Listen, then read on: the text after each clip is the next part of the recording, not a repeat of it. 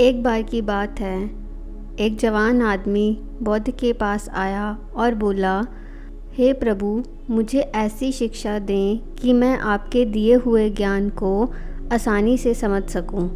थोड़ी देर सोचने के बाद बुद्ध ने उस व्यक्ति से पूछा, क्या तुम्हारा कोई बेटा है? व्यक्ति ने जवाब दिया, हाँ, मेरा बेटा है। बुद्ध ने फिर पूछा, क्या तुम्हारे भाई का कोई बेटा है? व्यक्ति ने जवाब दिया, हाँ, मेरे भाई के 2 बेटे हैं। बुद्ध ने फिर पूछा, क्या तुम्हारे पड़ोसी का कोई बेटा है? व्यक्ति ने हाँ में सर हिलाते हुए कहा, जी महात्मन, मेरे पड़ोसी का भी एक बेटा है। बुद्ध ने व्यक्ति से गंभीर होकर कहा, अच्छा बताओ, अगर तुम्हारे बेटे को चोट लग जाए तो तुम्हें कितना दुख होगा? व्यक्ति ने जवाब दिया, महात्मन, मैं अपने मन की स्थिति बयान नहीं कर पाऊँगा। मुझे बहुत तकलीफ़ होगी। अपने बेटे को तकलीफ़ में देखकर मैं शांत नहीं रह पाऊँगा। बुद्ध ने आगे पूछा, अगर तुम्हारे भाई के बेटे को चोट लगी हो तब तुम्हें कैसा महसूस होगा? व्यक्ति ने जवाब दिया, मुझे बहुत दुख होगा, लेकिन उतना नहीं जितना मेरे खुद के बेटे के चोट लगने पर होगा। बुद्ध ने फिर पूछा, अगर तुम्हारे पड़ोसी के बेटे को चोट लग जाए तब तुम्हें कितना दुख होगा? व्यक्ति ने जवाब दिया, मुझे तब भी दुख होगा, लेकिन मेरे भाई के बेटे की जितना नहीं। गौतम बुद्ध ने अगला प्रश्न पूछते हुए कहा, अगर किसी अनजान व्यक्ति के बेटे को चोट लग जाए तब तुम्हें कितना दुख होगा?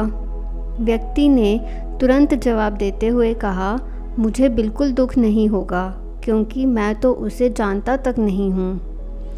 बुद्ध ने कहा, बहुत अच्छे, अब ये बताओ कि हमारा दुख किस पर निर्भर करता है? व्यक्ति ने थोड़ी देर सोचने के बाद कहा, महात्मन, हमारा दुख इस बात पर निर्भर करता है कि हम उस चीज़ से कितना जुड़े हुए हैं, हमें उससे कितना लगाव है और हम किस हद तक उसे अपना मानते हैं। बुद्ध ने कहा, बहुत बढ़िया। अच्छा, अब ये बताओ, अगर तुम अपने बेटे को समुद्र के किनारे ले जाओगे तो क्या वह किनारे की रेत से नहीं खेलेगा? व्यक्ति ने जवाब दिया, जी महात्मन, बिल्कुल खेलेगा। बुद्ध ने फिर पूछा, अगर समुद्र से आने वाली लहरें तुम्हारे बेटे के बनाए घर को तोड़ देंगी तो क्या वह रोएगा? व्यक्ति ने कहा, हाँ, वह रोने लगेगा।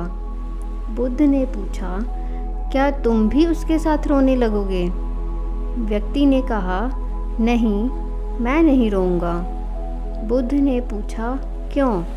व्यक्ति ने जवाब दिया, क्योंकि वह बच्चा है, उसे लगता है ये रेत का घर बहुत खूबसूरत है और हमेशा बना रहेगा, जबकि मैं जानता हूँ कि वह एक रेत का घर है, हमेशा बना नहीं रहेगा।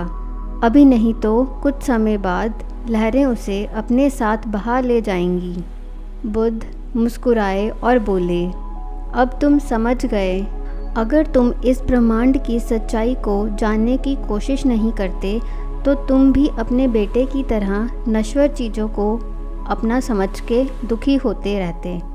अर्थात किसी से भी हद से ज़्यादा मोह मत रखो, क्योंकि इस संसार में कोई भी चीज़ हमेशा के लिए नहीं होती। समय के साथ साथ सब नष्ट हो जाता है।